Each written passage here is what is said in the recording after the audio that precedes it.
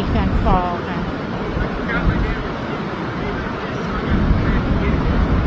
เดี๋ยวเราจะลงไปข้างล่างกันนะคะแม่น้ำไนแองเจล่านะคะไหลมานี่ค่ะแล้วก็เป็นน้ำตกไนแองเจล่าฝั่งอเมริกาค่ะ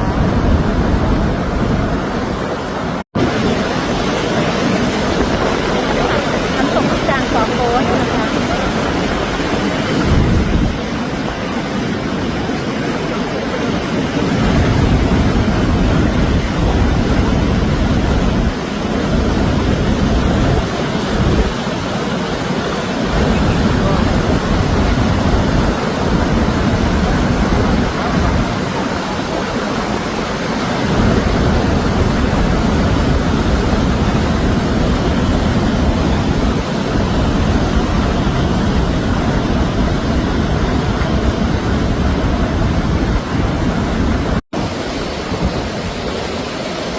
ตกฝั่งอเมริกานะคะมีอีก2น้ำตก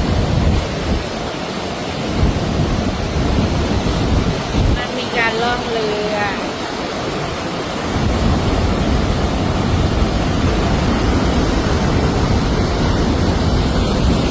นี่มีน้ำตกหนึ่งอยู่แค่ท้าย